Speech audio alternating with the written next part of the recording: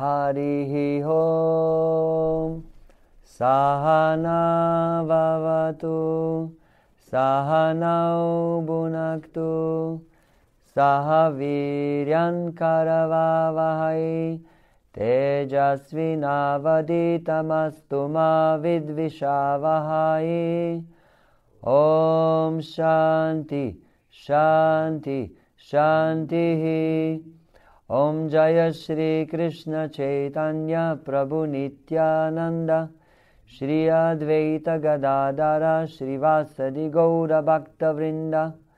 Hare Krishna, Krishna Krishna, Hare Hare.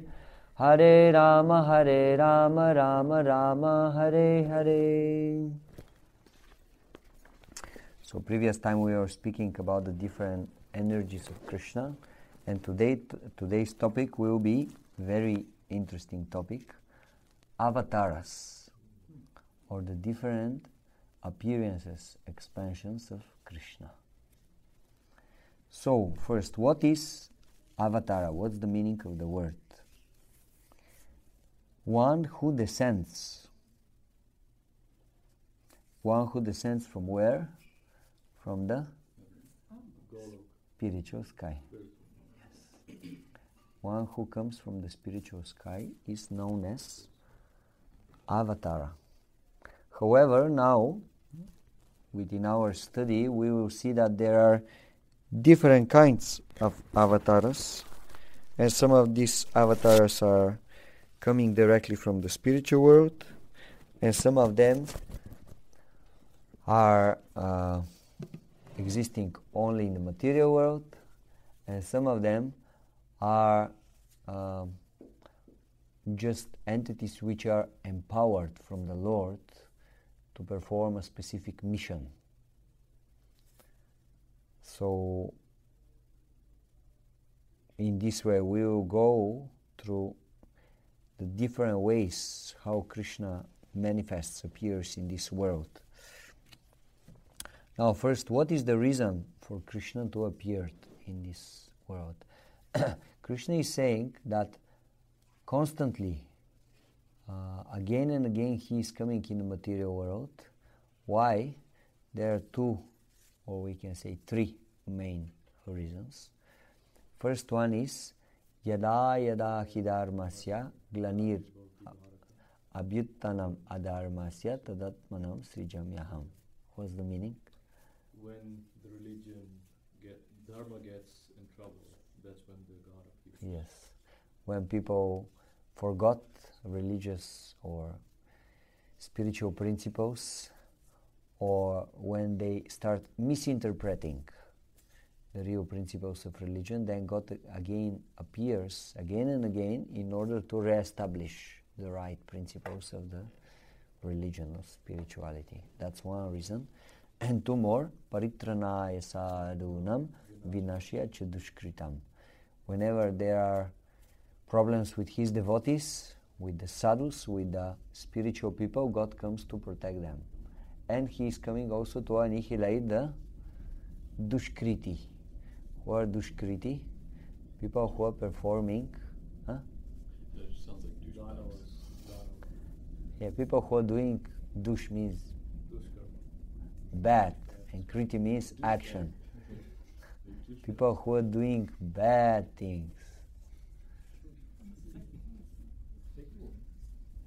So these are the three main reasons why God comes in this world. And as we said, sometimes he comes directly, or sometimes he's sending his representatives, his sons, in order to help people to come back to the proper standard, proper lifestyle. To protect the devotees and then separately Annihilate the demons, the bad guys, the douche guys. Dushkriti. In my language, in Bulgarian, there is a special word. It's dushman. Dushman means very bad person. Dushman means enemy, or? like someone who has very bad character and is torturing the people, killing people. Okay, so we will just, I'll just go through the list of different kinds of avatars, and then we will look through them one by one. So, first, Purusha Avataras. Purusha Avataras. These are the different appearances of Vishnu, especially these avatars, Vishnu avatars. So sometimes people are arguing if Krishna is coming from Vishnu or Vishnu is coming from Krishna. Well, now we will see that actually Vishnu is coming from Krishna, scientifically. So Purusha Avataras. Then second category is Gunavataras. These are the incarnations that control the material gunas or material modes. So there is Avatara who is in charge for goodness, Sattva guna for passion, Rajaguna, and for ignorance, Tamaguna. Can you, I didn't really understand the first part or the second, like Vishnu or Guna. Yes, well, I just want to tell you to record them, maybe if you like. It's and then it's an avatar of Krishna. But then you said if Vishnu came from Krishna.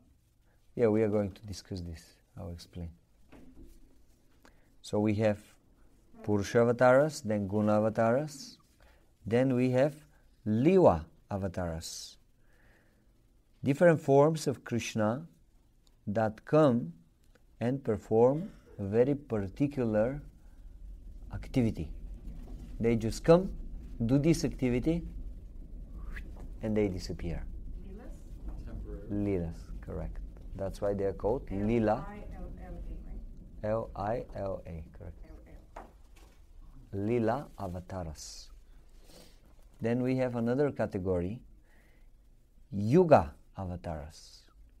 In every Yuga, there is avatar who appears to establish the religious principles for this specific Yuga. Yuga like Kali Yuga? Correct. Age. Yuga means age. So for each age, there is a new avatara of the Lord. Then we have another category of avatars, Manvantara Avatars. Manvantara. M-A-N-V-A-N-T-A-R-A.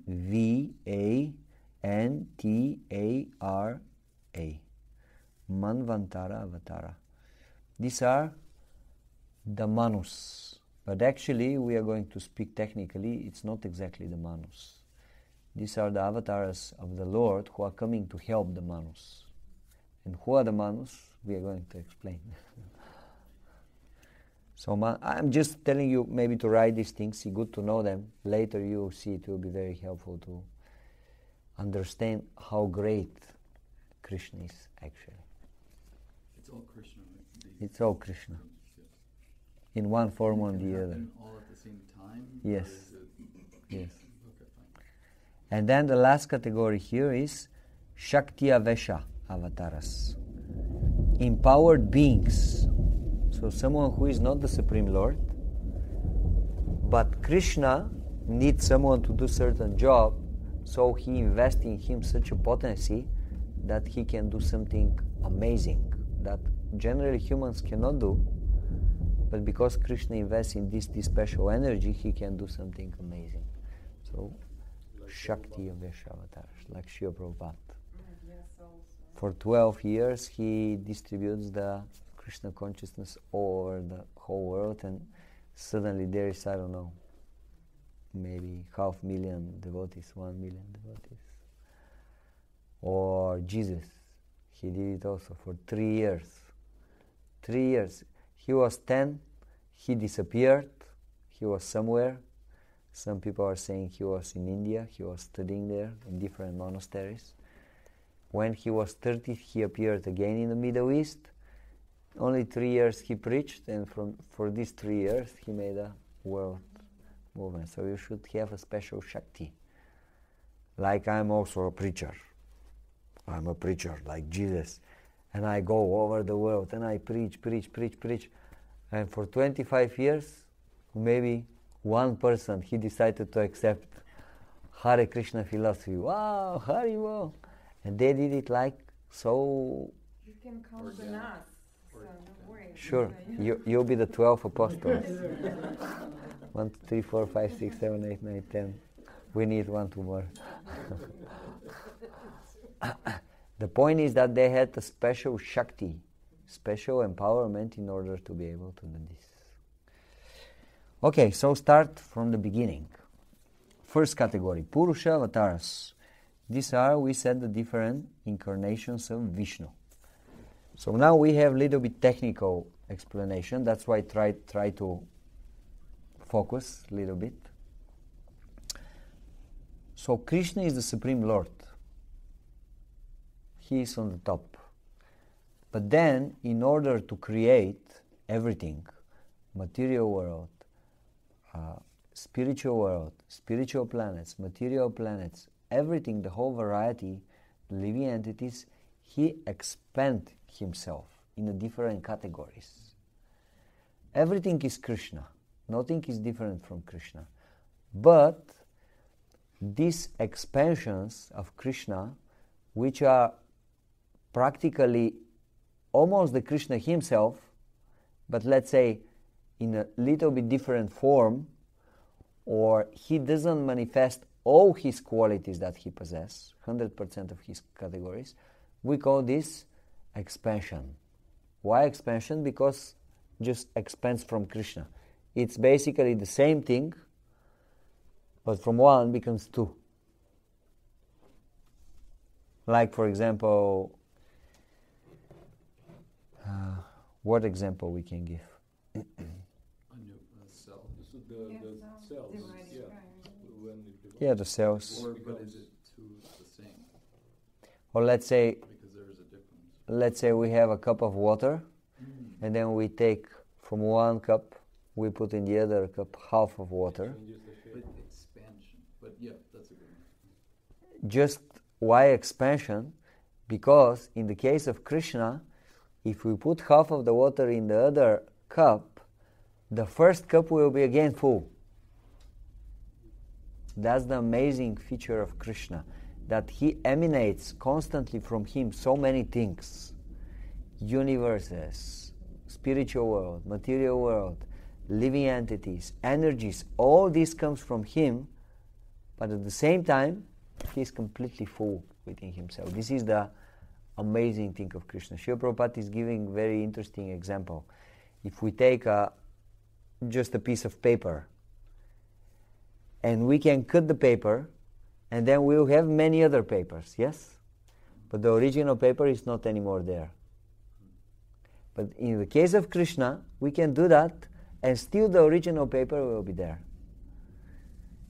For those who want to read a little bit more on this subject matter, you can read the invocation of the book Shri Isha Upanishad. The invocation is describing exactly this point, how Krishna is Purnam, completely full in himself and complete, and although so many other complete units are coming from Krishna, he stays the same complete unit.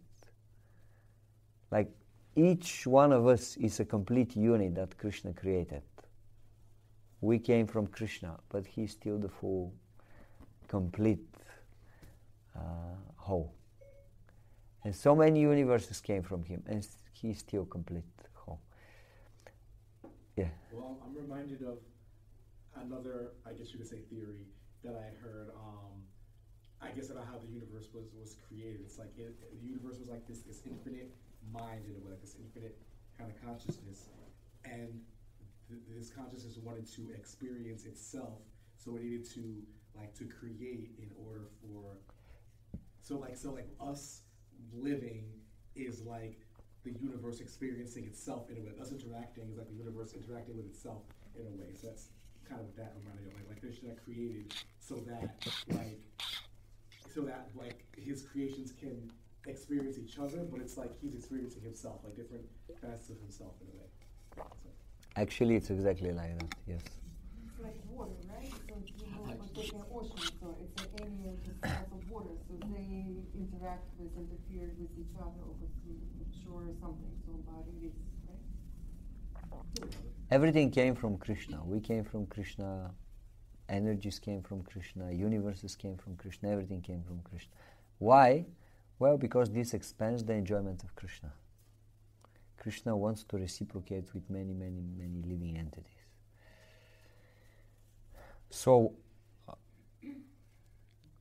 first we have Krishna. Then from Krishna appears Balaram. This little bit technical, but anyway, it's in the textbook, so I want to mention it.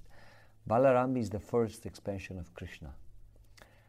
And it is said that there is no difference between Krishna and Balaram. The only difference is the color of their bodies,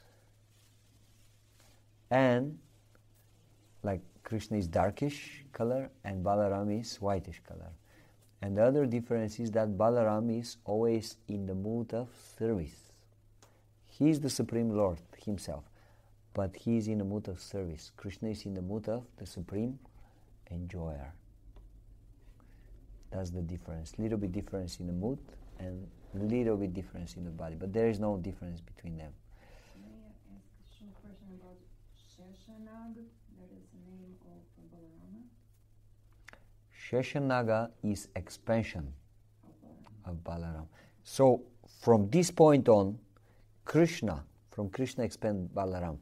Everything else after that, which is required for the creation of the spiritual world, material world, everything comes from Balaram.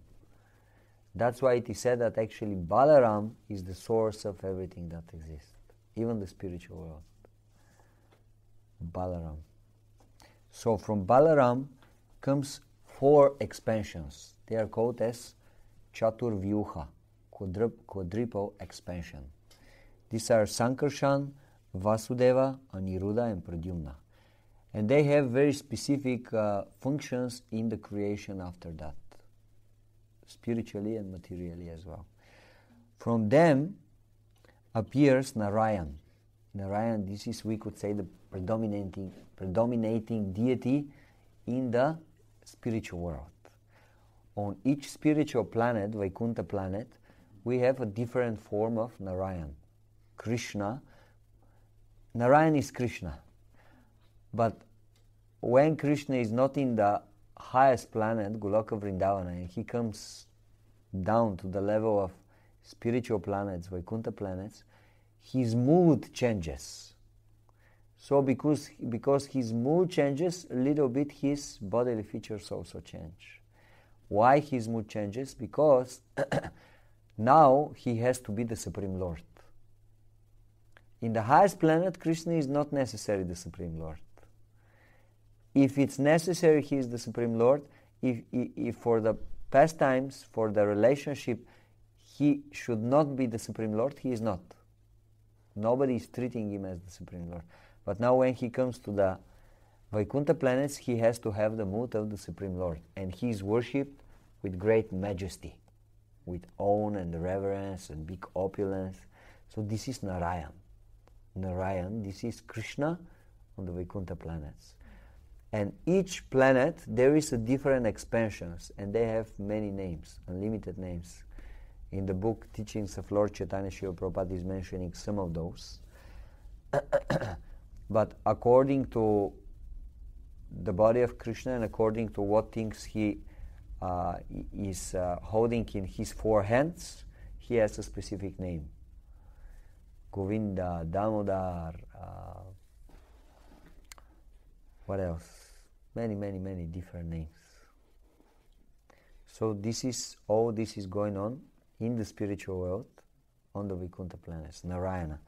Then we have another quadruple expansions coming from Narayana again Sankarshan, Vasudeva, Niruddha, and Pradyumna. They will already perform functions in the material world. They have specific functions in the material world. Like, for example, one of them will be in charge, Sankarshan, he is in charge for controlling the false ego. Aniruddha is controlling the mind. Pradyumna is controlling the intelligence. Vasudeva is controlling the pure consciousness of the living entity. So basically now the material world will be created, and all these expansions, through their energies, they will have to do very specific things in the material world. Does this make sense until now, or? Yes, somewhat. A little foggy at the end. Basically try to see it as we have Krishna on the top, and suddenly from Krishna different things starts to appear. Balaram appears from Krishna, and then from Balaram appears four expansions appears, and then from them Narayana appears, and Narayana expands in many forms, and he goes to each and every spiritual universe, and then suddenly from one of those Narayanas another 4 expansions appear, and from these 4 expansions appears the 3 Vishnus. 3 Vishnus, these are the expansions of the Lord that exist only to maintain material world. There, Krishna appears as Vishnu only in order to maintain the material world. So is it like Brahma, Vishnu, Mahesh? Is that the one you're talking about? No. Or that's different? No, that's different. After that we are going to speak about it. 3 Vishnus, these are 3 expansions that come from each other. So the first Vishnu, it's called Maha Vishnu. Maha means great, the greatest Vishnu, because he's huge. He's huge. Like if we are saying God is great, well, this God is really great. Some personalities are saying that we see the sky blue just because of the color of the body of Mahavishnu. Some are saying this. So he is huge. He's so huge that when he inhales and exhales, he's in a place, he's situated in a place which is technically between spiritual world and material world. It's called Karana ocean. Karana means causal ocean. It's Causal? yes, Cause? yeah, cause. Yes, it's ocean, but actually it's very specific kind of ocean. It's not like the ocean that we see with salty water. It's very specific ocean. This is the distance, the space between spiritual world and material world. So Mahavishnu is lying there, just in this ocean. He's lying there, and he starts breathing. And when he exhales, unlimited universes come from the pores of his body.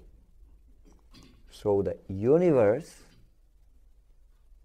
appears from the small holes which are somewhere there in his skin. This is the universe. When he exhales, the universe comes out. And the next moment, when he inhales, the universes enter again within his body, and they stop to exist. So everything that we perceive as a life of one universe, Just in between his healing. yes, So what NASA calls today black hole. So when he inhales, everything gets in. maybe, yeah, I don't know what's their idea about these black holes, but He will inhale NASA. And this is Maha Vishnu. But let me ask. So that go. Maybe let's finish with the explanation. Can you remember your questions?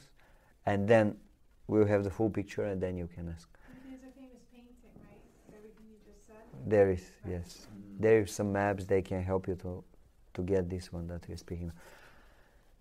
So when Mahavishnu exhales and the universes appear, he expands himself. So he stays there in the causal ocean, but at the same time he expands himself, and another Vishnu appears from the original Vishnu, and he enters inside the universe, and he becomes the soul of the universe. And because he is the soul of the universe starts to exist. He starts sweating himself, and half of the universe becomes full with his sweat, which is known as the universal ocean. huge ocean. Some people are saying that's why our ocean is salty. Some people are saying. So he lies down on the waters of this ocean, on Anantashesh, these expansions of Balaram. And then from his navel a lotus comes, a lotus flower appears. And on the top of this flower is the highest planet in our universe, Brahma Loka. And Brahma, the first living entity in the universe, appears there, on the top of this lotus. And then Brahma is meditating for a long time, and Krishna is empowering him to create the whole universe. Actually, the universe is already created on a subtle level. The plan about everything is already there. But Vishnu is not doing it personally, rather he is giving this knowledge to Brahma and giving enough power to Brahma, and Brahma is creating everything. Brahma is so powerful that just by meditation, by mantras, he creates everything. He is saying, man, and the mankind appears. Animal, like snake, horse, he is just saying these words in Sanskrit, mantras, and everything appears. Everything appears. Brahma. From It appears from Krishna, but he is the empowered to manifest all this. It's like the book of Genesis watered down. Right? You know, Some people are saying that actually what we have as the description of the creation of the universe from the Bible actually is what Brahma is doing, not what Vishnu is doing. Because Vishnu is not doing these things directly. Anyway, in any case.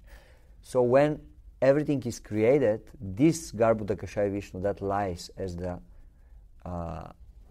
in the universe, he expands himself in so many forms that he enters in the heart of each living entity. He stays with each living entity constantly. And not only this, he expands himself to enter in each atom of the universe. And not only this, but he expands himself to enter even in between the atoms, as we spoke before. So unlimited expansions. So this kind of gives us some little bit idea how Krishna actually manifests himself, and he is maintaining everything. Spiritual world, material world, in between. So these are the Purusha Avataras, the three Purusha or the three Vishnus. They are directly involved. Maha Vishnu, and then is a Maha Vishnu, Garbhodakashaya Vishnu, and Kshirodakashaya Vishnu. Okay, sometimes the first Vishnu is called not Maha, Karano Dakashaya. Karano Dakashaya means he is lying in the Karana ocean. The second one is known as Garbhodakashaya because he is lying in the Garbha ocean. And the third one is known as Kshira Dakashaya because he is lying in the milk ocean. The third Vishnu, although he is in the heart of every living entity in every atom, at the same time he resides in a special planet in the universe. The planet is called Shveta Dvipa. It's a spiritual planet within the material universe. And on this planet there is an ocean. It's known as the Milk Ocean. And he is lying on this ocean. That's why he is known as Kshira Dakashai. The Vishnu who is lying on the Kshira ocean. Ocean from milk. So the three Vishnus are lying in different places. If you go sometimes to South India, they have these huge temples, very, very old temples. And in 3-4 of them, they have big At least 100 deities. 100 feet long, Vishnu. 100 feet, I don't know how much is, but it's around 8-9 meters big. Around 8-9 meters big deity of Vishnu, how he is lying and how Brahma is coming from his navel. What is Garbhodo again? What is Garbhodo? Vishnu again? Garbhodakashaya. Vishnu who is lying in the Garbha ocean. Ocean that came from his sweat. Garbhodakashaya Vishnu.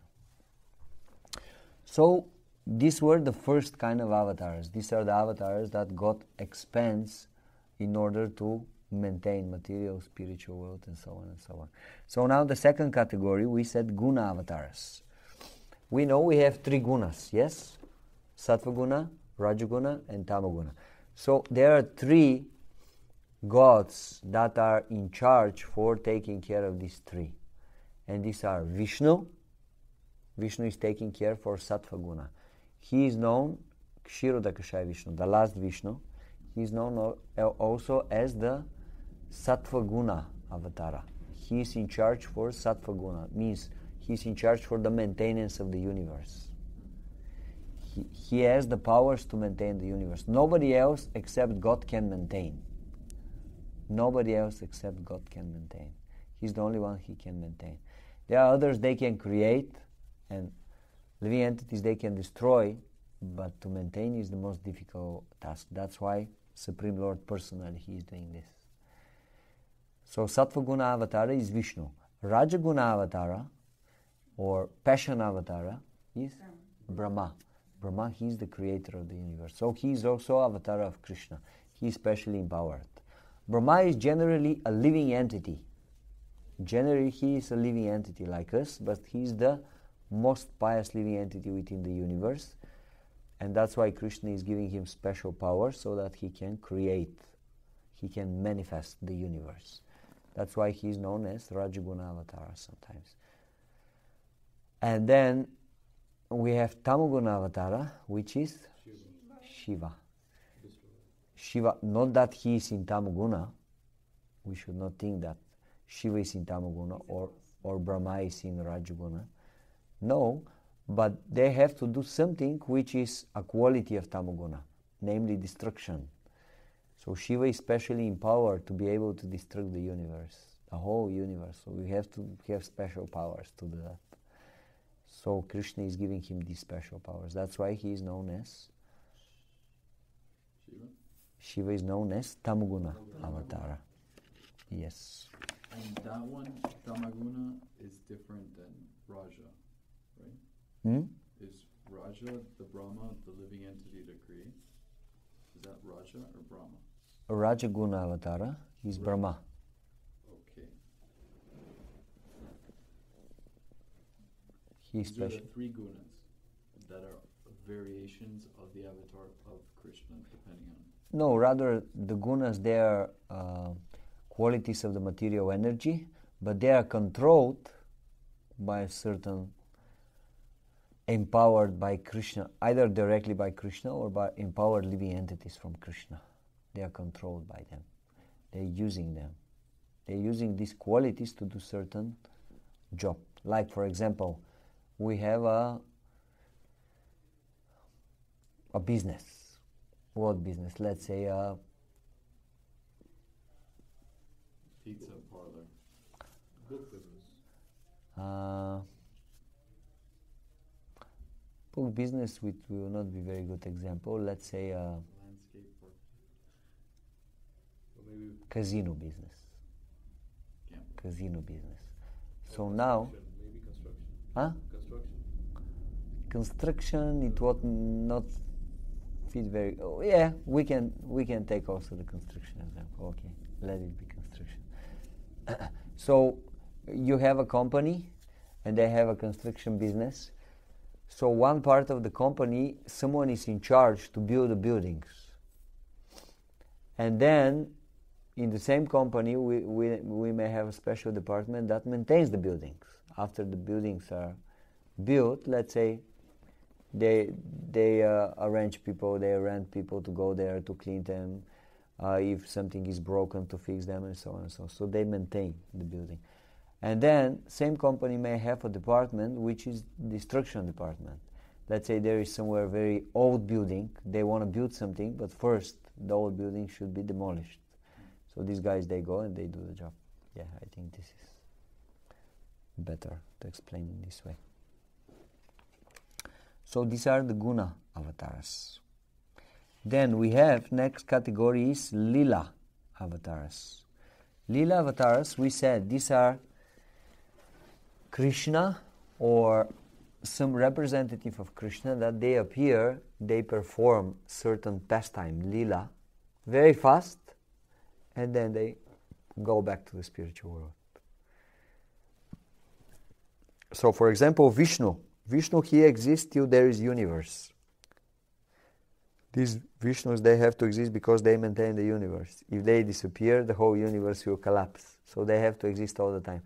But Lilla Avataras, they appear for a certain reason. They do something, some special act that has to be done, and then no need for them to exist anymore, and they go back to the spiritual world. Yes. Chaitanya, yeah, you could say he is a Lilla Avatar. Technically, he is not an Avatara. Krishna also, sometimes they include him in the Lilla Avatars because he appeared and he did all these amazing pastimes.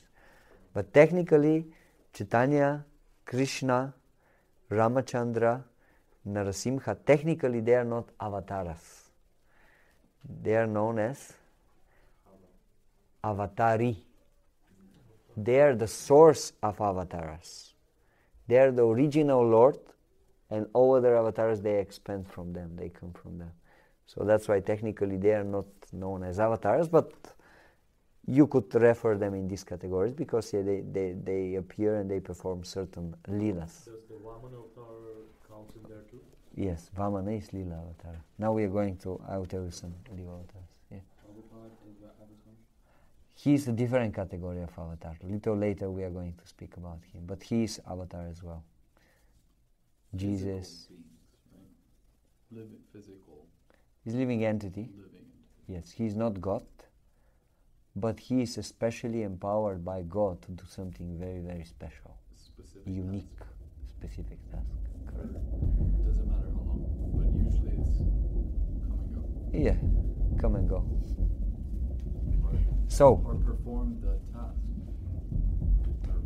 I will give you some examples and I think this will make it clear for you.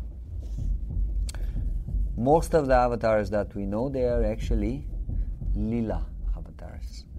The 4 Kumaras, they appear and they perform certain Lilas and they disappear. Do you know who are the 4 Kumaras? No. 4 Kumaras are direct sons of Brahma. These are 4 great sages, one of the greatest sages in the universe. They were living before, they are living even now. They can live as much as they like. When they were very small, when they were born, they took a vow that they will never grow up. Why? Because they understood if we have a bodies of babies, like 4 or 5 years old, in our bodies there is no lust. The lust appears in the body on a certain age, like when you become what? Like 11, 12, 13, 14. So that's why they said, we will never get older than 4 or 5, and in this way we will not have problems with lust. So they are traveling in the whole universe, and they can go even in the spiritual world as 4 small kids. They are naked and they just travel in the universe.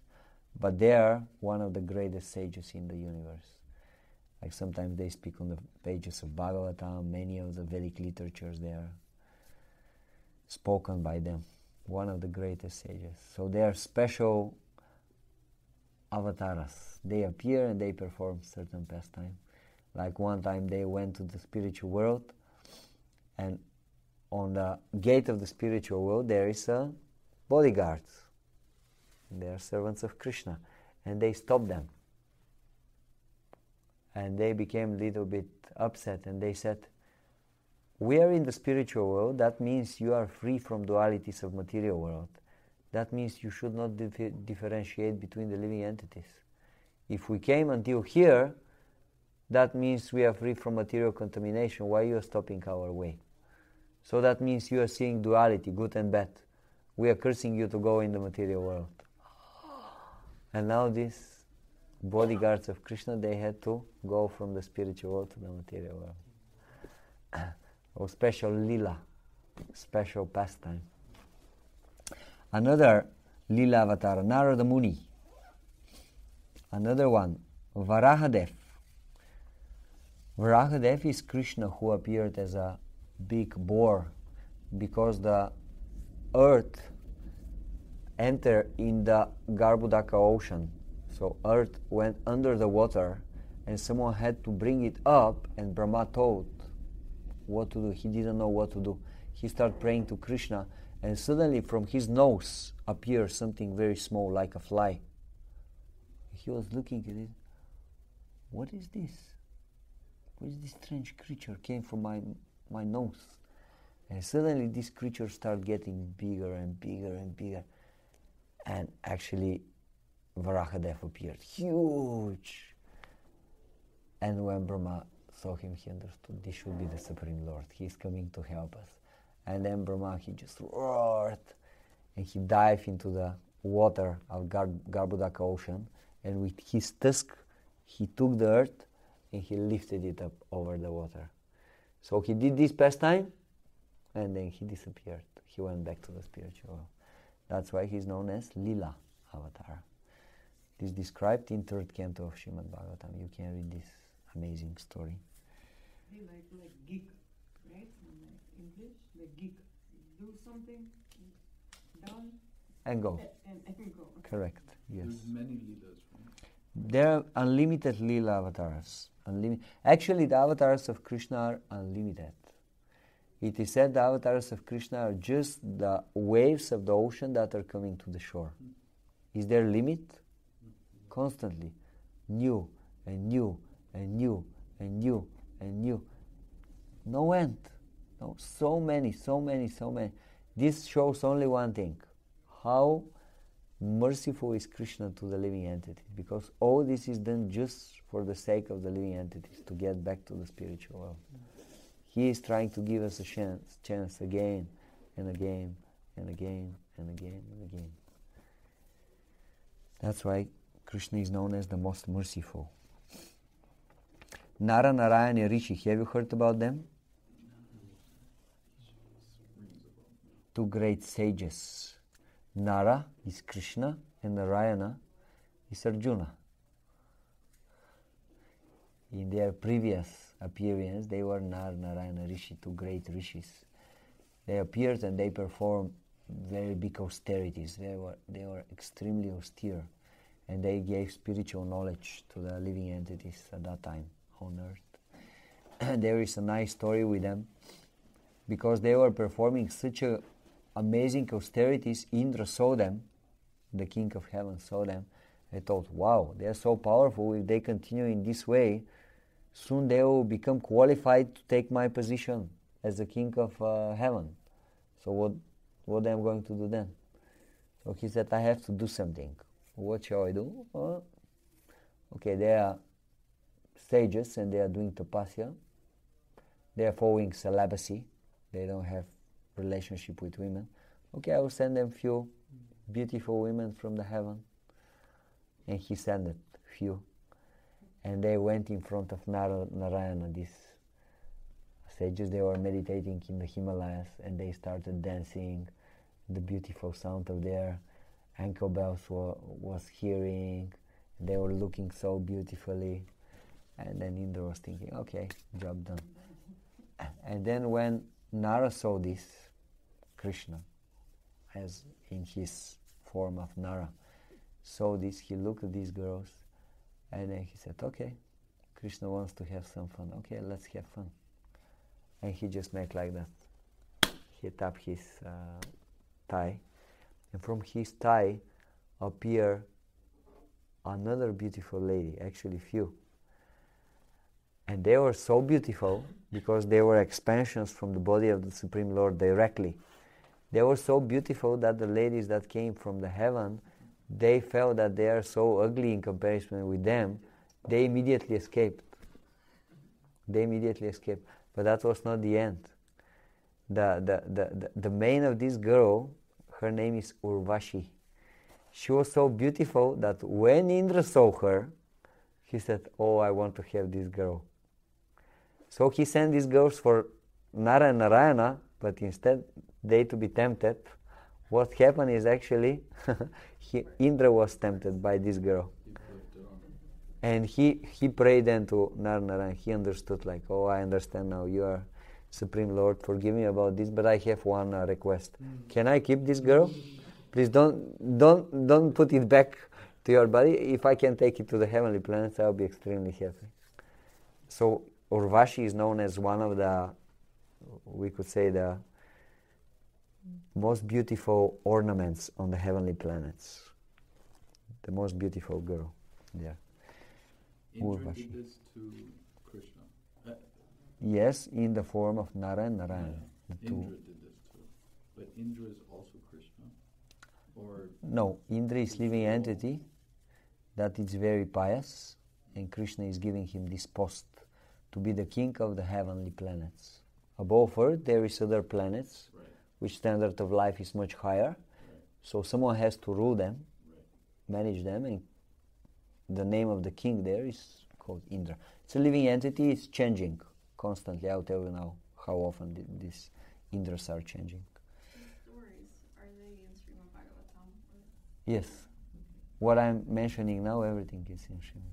Basically, if you read Srimad-Bhagavatam, you will know all this. Nara Narayana Rishi. And then many are described here, Lilla Avataras. I'm not mentioning all of them because the names of many of them will not mean anything for you, and we don't have time to go through all, so I'll just mention some of the most famous. Like Prithu, he is known as Lilla Avatara. He is also known as Shakti Avatar. Let's keep him for the other category. Kurmadev and Narasimha. Do you know who is Kurma? Do you know who is Dhanvantari?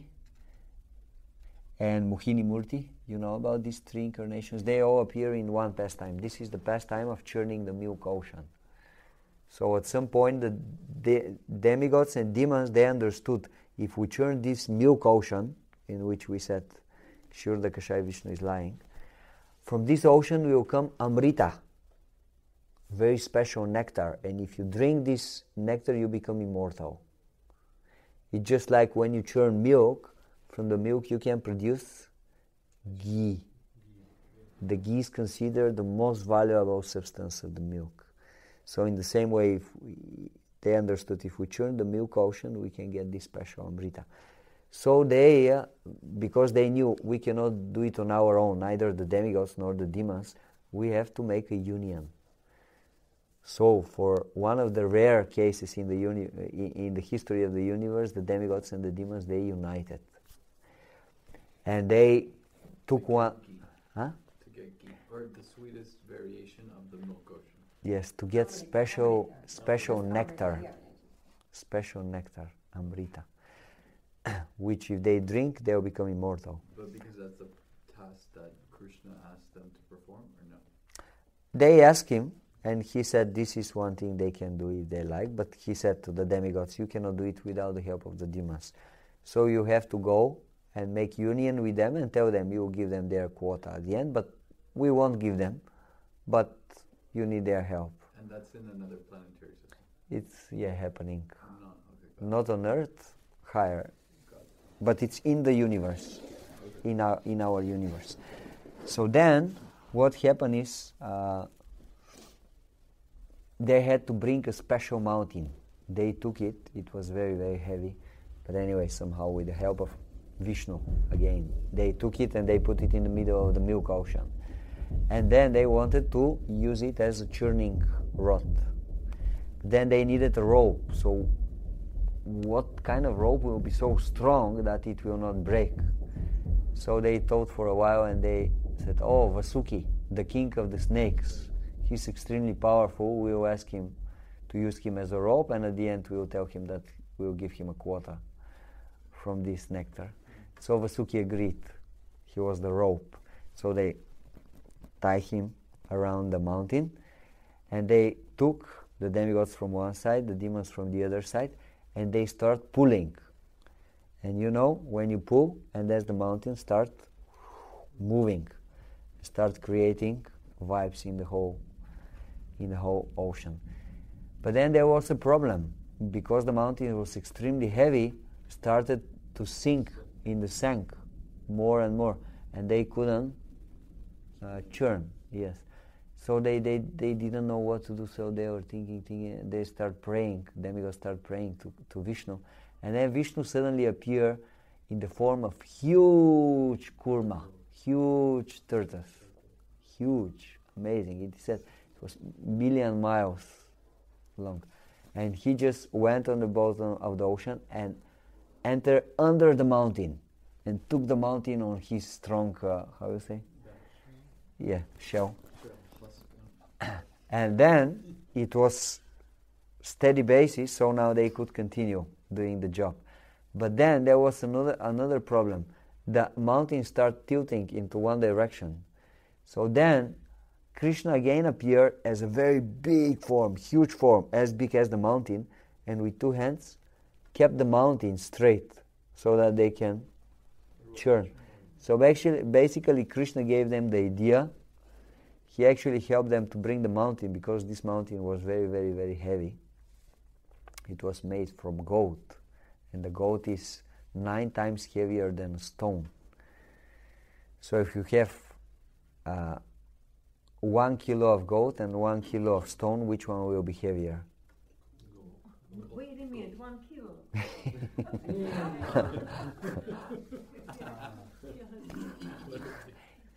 I mean, if you have, like, let's say a cube of a stone and a cube of a gold, same size, the gold will be 9 times heavier. So that's why this mountain was extremely, extremely heavy. And Vishnu was helping them, under, above, in every possible way. So they started churning, and then first poison came from the ocean. And then Krishna said, okay, call for Shiva. Shiva, he can help you. So Shiva came, he drank the ocean, the poison from the ocean. And then, okay, this problem was solved. And then they continued churning, and different amazing things started coming from the ocean.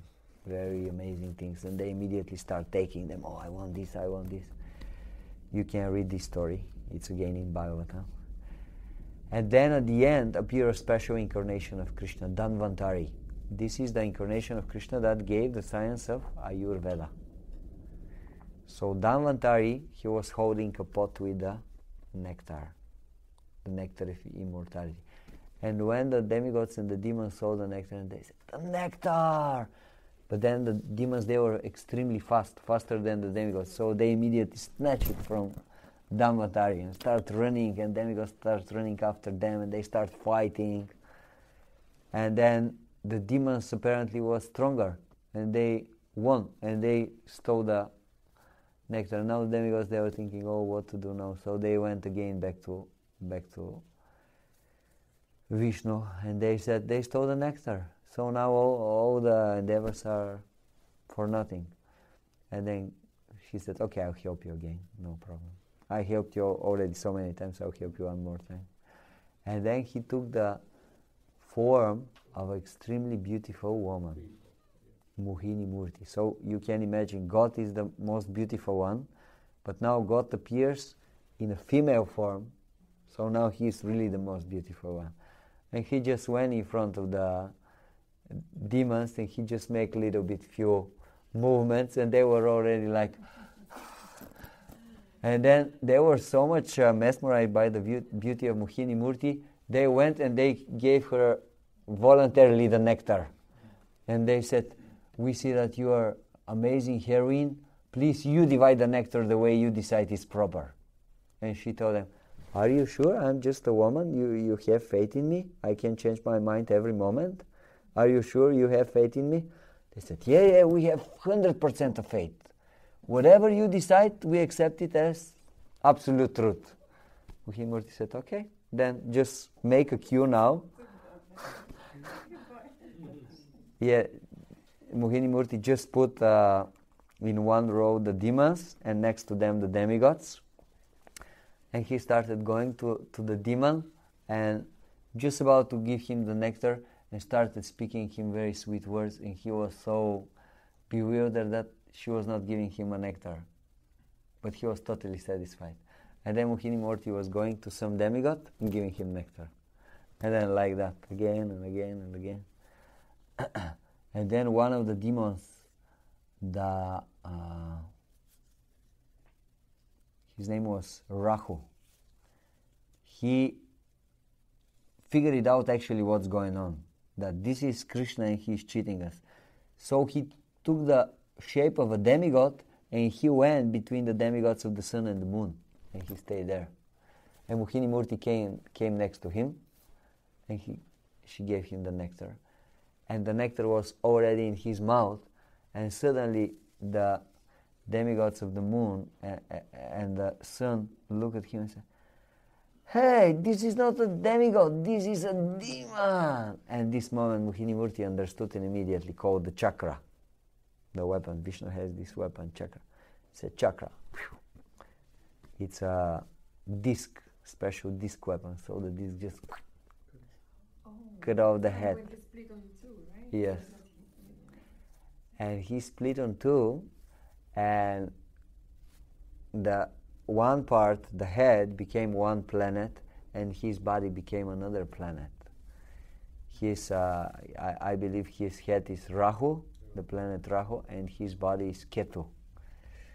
And because the demigods of sun and the moon said that he is actually a demon, he is their eternal enemy. That's why always when these planets rotate in the universe, they are trying to hide the sun and the moon. He's always trying to take them over, unsuccessfully, but he is big enemy of them. And but because the nectar of immortality touched his head became immortal. Because he touched the nectar of immortality. Anyway, so this is the pastime. We are saying it because in this pastime few Lilla Avataras appeared. Dhanvantari appeared to give the nectar, Mohini Murti appeared to distribute the nectar, and Kurma appeared to go under the mountain and help them to do the job. So many times Krishna had to appear in order to help them. And Narasimhadev, all of you know the story of Narasimhadev, how this great demon, Hiranyakashipu, he was torturing his son, and at the end Krishna appeared in a special form. What is this form? Narahari. What means Narahari? Half lion, half human. Half lion, half man. Never seen before form, half lion, half man. Why? To protect his devotee. He killed the demon and he protected his devotee, Prahlad. This is also, Narasimhadev is considered Lilla Avataras, although we said that he is the original Krishna. And then another one, Parashuram, he killed the Kshatriyas 21 times.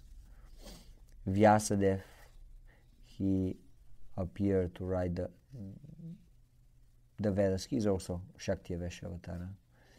Buddha is also considered Lilla Avatara, although he is the Supreme Lord himself.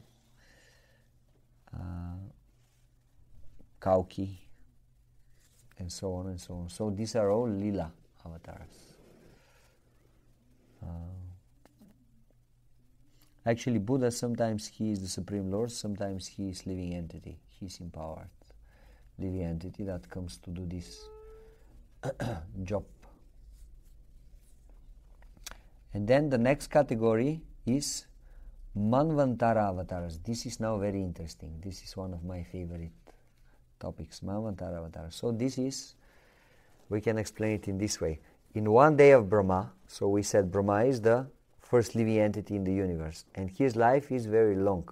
He lives as much as the universe exists. So in one day of this living entity, which according to our years is 4 billion and 320 million years. This is the how much goes one day of Brahma. So now in this one day of Brahma, there are 14 manus that are changing. Manus are something like they are in charge for the human beings, for the humans, but they don't live on earth. And they are not humans. They are you could say like a demigods, like angels. They live for a very, very long time. So 14 of them change for 1 day of Brahma. That means, technically, that each one of them rules for 71 approximately circles of the 4 yugas. So we have the 4 yugas: Satya Yuga, Dvapara, Treta, and Kali. These are 4 yugas. Together they continue for 4,320,000 years. So when this goes 71 times, this is how much these manus, they are in charge to do their duty of taking care of the humanity. There is some problems, the humanity, they have to act, they have to do something. The term is for 4 of those yugas? Their term of ruling is 71 cycles of these 4 yugas. Of the 4? Yes. So, but isn't one yuga super long too? Yes. These 4 yugas together are 4,320,000 years. Multiply 71. This is how much they rule, but they can live more than this. But this is how much they, in 1 day of Brahma, they have to take care of. They have like a managerial position within the universe. So now when they are ruling, there is a certain person who is taking the post of Indra as well. And there are certain rishis, the 7 great rishis, which are in the universe also. Certain living entities, they take this post. And the main demigods, they are certain for this range of 71 yugas. So when comes the time for the next Manu, all these are changed. Manu is changed, Indra is changed, the main demigods are changed, the main rishis are changed, like that. It goes like that. You say change, I mean like someone else? Yes.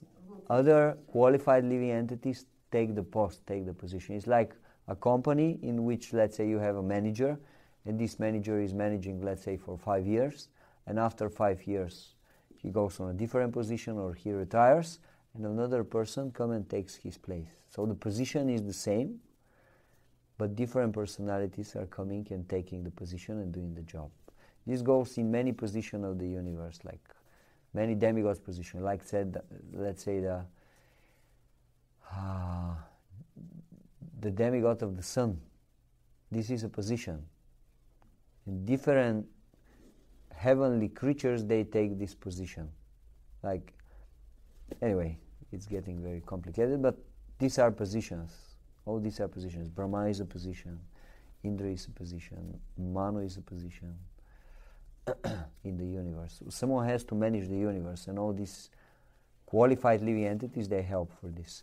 So now, every time when you have a Manu to do his duties, and Indra also to do his duties, a special Avatara of Krishna appears and stays around them all this time.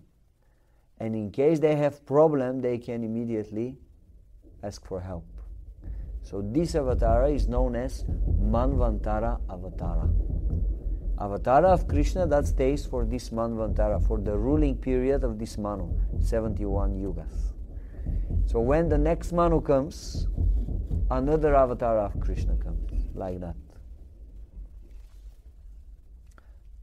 So in one place, Srila Prabhupada is making calculation that in 1 day of Brahma we have 14 Manus.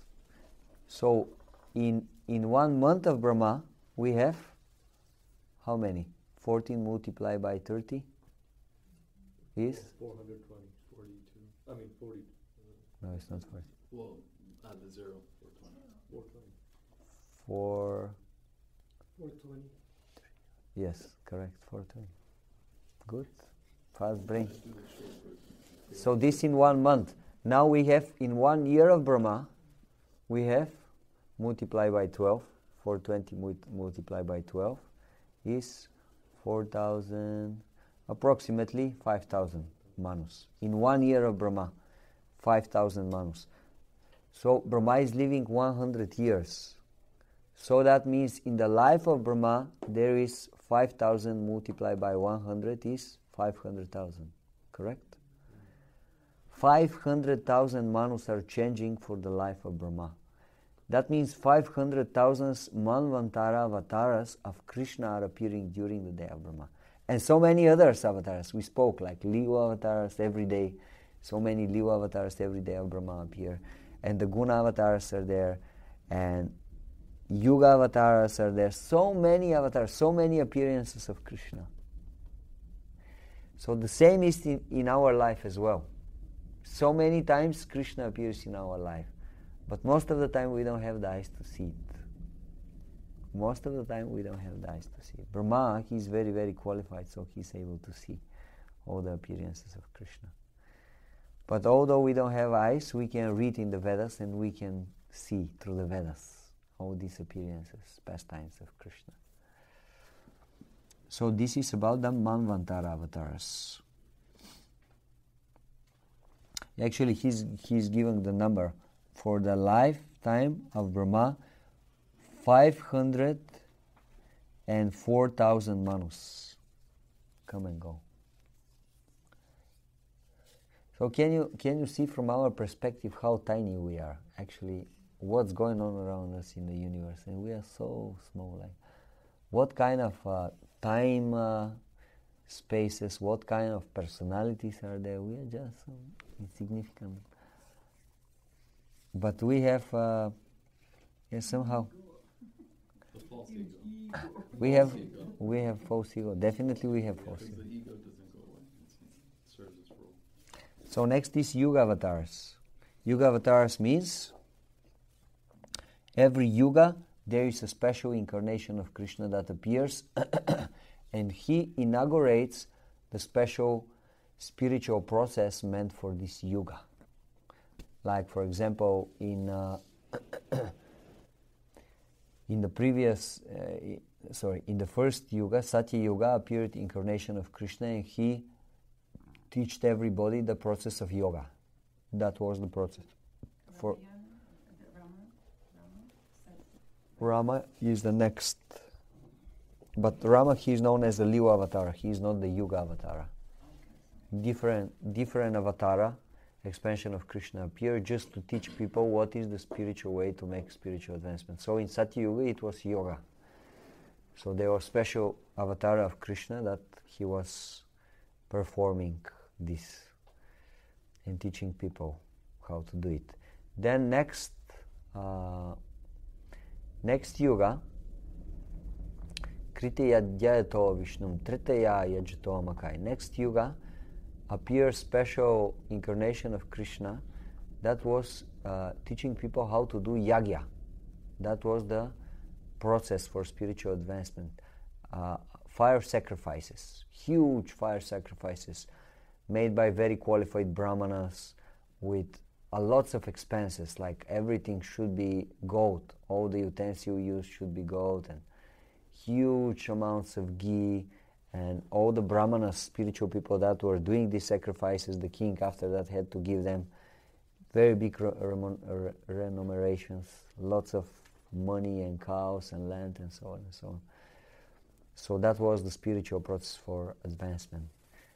Tritayaya Jutomakai, Dvapare Paricharyayam. And in the next Yuga, Dvapara Yuga, very opulent temple worship.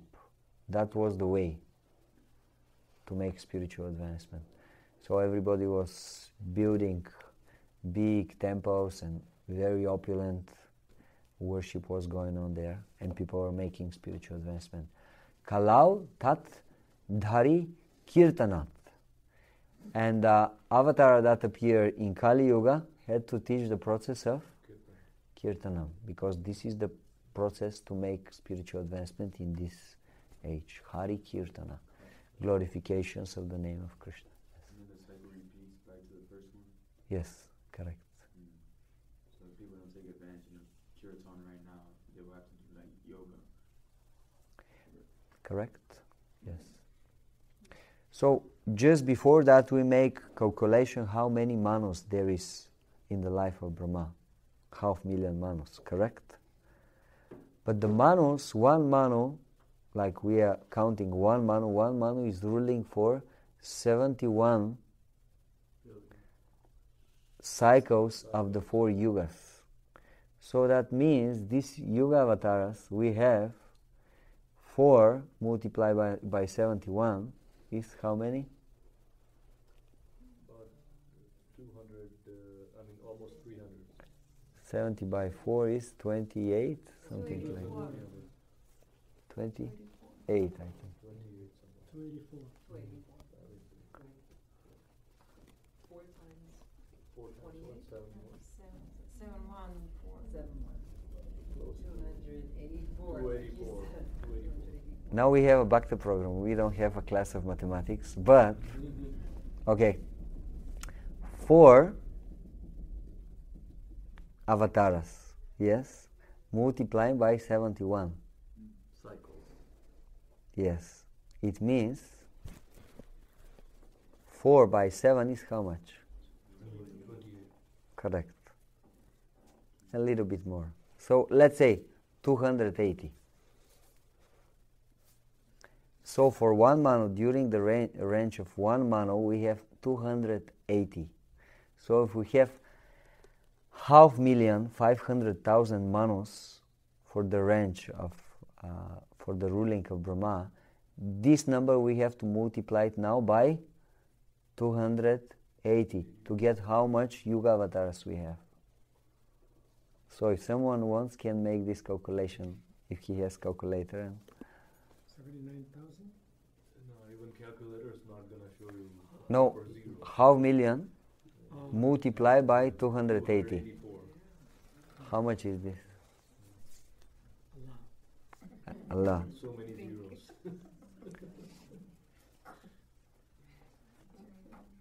So this can help us to understand how great God is.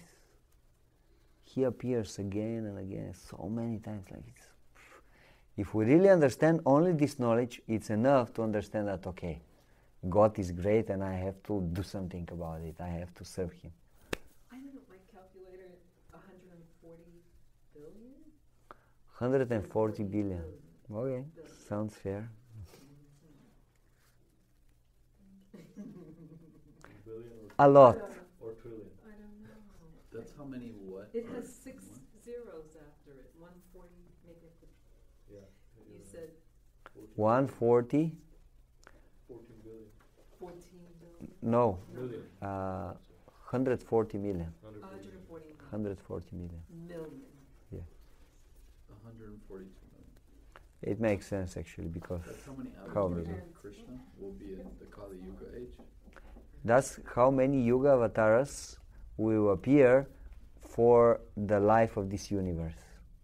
From the beginning of the universe till the end of the universe, only the Yuga Avataras that appear will be 140 million. And apart from this, we have the Manvantara Avatars. Apart from this, we have so many Lilla Avataras and Purusha Avataras and many. How far are we in this yuga, in those years? We're just in the beginning, no worries. In this Yuga, we are just 5,000 years from the beginning. So another 427 to go, 1,000 to go. A lot. But it will get, after some time, worse and worse, so better we have to get out of here before. Oh, so it's good we're in the beginning. In the beginning, we are the lucky ones now. We have to do the job and get out, otherwise we'll have problem later. In one lecture, Srila Prabhupada is saying, we have to get out now because later in Kali Yuga will become very bad. There will be, I am eating you and you are eating me. What was Manu again? What does Manu mean again? Manu is like the king of the humanity, you could say, but Like he's Indra. like Indra, but they have different functions. For material. Indra, he's more taking care for the heavenly planets.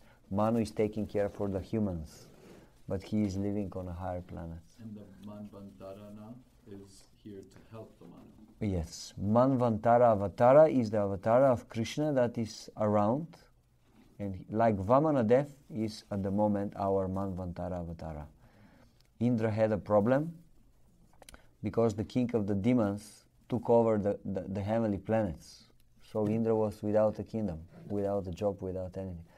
So he started to pray. He started to pray, and his mother, Aditi, she started to pray, and then Krishna said, okay, very soon I will appear and I will help you. And he appeared as a son of Aditi and a smaller brother of Indra. As a very small boy, extremely beautiful, Vamanadev. And he went to the king of the demons, because he was a Brahmana. He had a Brahmana trait. So he went and he said, dear king, I'm here to ask for, to beg from you some charity. So Bali Maharaj, the king of the demons, said, of course, you're a Brahman, I'll give you whatever you want. What do you want from me? And then he said, I just want 3 steps of land.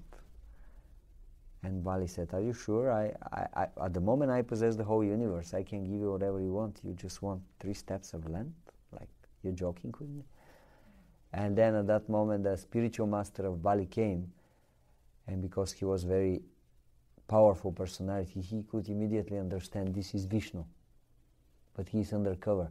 And he said to Bali, this is Vishnu. He wants to cheat you now. He'll take everything that you have. Stop this immediately. Don't give him whatever he wants from this. And Bali Maharaj said, but I already promised. How I'm going to say no? And then Shukracharya said, don't worry.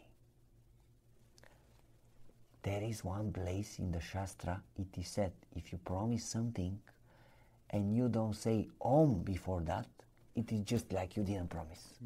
So don't worry, just say no. That's it. No. There will be no any bad reaction for you. And Bali Maharaj, he told for a while. But because Bali Maharaj actually, he's coming from a very special family. His grandfather is Prahlad Maharaj. Prahlad Maharaj is, you know who is Prahlad Maharaj, yeah? Narasimhadev appeared to kill the father of Prahlad and to save Prahlad. Prahlad is a very great devotee. So Bali Maharaj is coming in this lineage. So although a king of the demons, he actually had firm devotion in Krishna within his heart. He took it. He was associating with his grandfather. So he deliberated for some time in his mind. My guru wants me to do this, and he's my guru. But at the same time, the Supreme Lord himself in front of me, and he wants something from me. How I'm not going to give it to him? And even if he takes everything that I have, and even if I have to go to hell, so what? So what? Isn't this the ultimate goal of life? And then Bali Maharaj said, I'll give you what you want. And his wife came and they did a special ceremony, and he said to Vamanadev, make your 3 steps and take the land that you want. And then Vamana started getting bigger and bigger and bigger and bigger. He became huge. So big that with 2 steps he crossed the whole universe. And he turned to Bali and said, now the whole universe is mine. But it looks like you cannot keep your promise, because you promised 3 steps and I don't have where to put my 3rd step. So now you have to go to hell because you cannot fulfill the promise that you gave. What you're going to do now? And Bali Maharaj, he said, my dear Lord, still I have something that I possess, my head. Put your 3rd step on my head. So Bali Maharaj totally surrendered himself, completely surrendered. And then his wife just came running and she said, you're so stupid. You're so stupid. You think your head belongs to you. Your head also belongs to Krishna. How you're saying you possess it? Mm-hmm. So apparently she was even greater devotee than his husband. This is in the Krishna book, right? This is in Bhagavatam. Also. No, it's in Bhagavatam. It's 8th canto, I believe, of Bhagavatam. So anyway, Vamanadev, he appeared, and then apparently Bali Maharaj had to go to hell. But Vamanadev, knowing his devotion, said, don't worry, I have a plan for you. Just let's satisfy the demigods and you'll see everything will be fine. So all the demons, they were against Bali, their king. Oh, you're such a rascal, we lost everything that we had just because of you. Why you gave everything to the demigods again? So they were against him, and The demigods, they were laughing, ha ha ha ha, he lost everything. So apparently the whole universe suddenly was against him. And he what? He surrendered everything to Krishna. It's amazing. But then Vamana said, you don't worry, you just have faith. You don't worry. And then he brought him to this hellish planet that he had to reside. But actually, it was such a planet, apparently hellish, because it was in this part of the universe, under the earthly planets. But actually, it was such a planet that the standard of life and happiness, sense gratification, was higher than the standard on heaven. So actually, Bali apparently was degraded, but actually he got a lifestyle even greater than the lifestyle of Indra on heaven.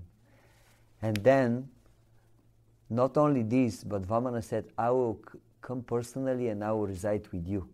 Now he has to stay in the universe to help Indra if Indra needs help. But where is Bali residing? He is residing on the planet together with Bali Maharaj. And not only this, he said, I will play the role of your gatekeeper. I'll be your security guard on the door of your castle. I will stay there all the time and I will protect you. If someone comes and wants to do something to you, first he has to get through me. So this is the great position that Bali Maharaj got by surrendering to Krishna. So Vamanadev, this appearance of Krishna, is the Manvantara Avatara for now, for this period, for our Manu. And next Manu we'll have another one. All this is described in Srimad-Bhagavatam. That's one amazing feature of Srimad-Bhagavatam. Srimad-Bhagavatam was written 5,000 years ago. But in Srimad-Bhagavatam, you can read, like now, we are in our 7th Manu. For this day of Brahma, we are in the 7th Manu. So what that means, which part of the day of Brahma we are now at the moment? Huh? There are 14 Manus in the day of Brahma. So now we are in the 7th Manu. In the middle. So middle means? Lunch. Now is the time for the lunch of Brahma. So, yes, midday. So 7 Manu. And in Srimad-Bhagavatam, there is a description of the previous 7 Manu. Who are they? What are their names? Who was Indra? Like, let's say, during the reign of the first Manu, Swayambhuva Manu. Who was the Manu? Who was Indra? What's the name of the Indra? Who are the demigods? Who are the great sages? So, when the time for the second Manu came, who was Indra? Who are the demigods? Who are the great sages? All this is described for each one of the previous 7 Manus. But not only that, it is described also for the next 7 Manus. Who will be the Manu? Who will be the Indra? Who will be the demigods? Who will be the great sages? Next Manu. Who will be the Manu? Who will be the Indra? All the way till the end of the day of Brahma. In Srimad-Bhagavatam. You can read in 9th canto of Srimad-Bhagavatam. So that's why we know that Srimad-Bhagavatam is not an ordinary book. Although written 5,000 years ago, it describes things that will happen, I don't know, hundreds and thousands of years ahead of us. Also, at the end of Srimad-Bhagavatam, in 12th canto, we have very precise description what will happen in Kali Yuga in the future, in our age. What will happen? What will people think? How they will live? How long they will live? All this description in the 12th canto of Srimad-Bhagavatam.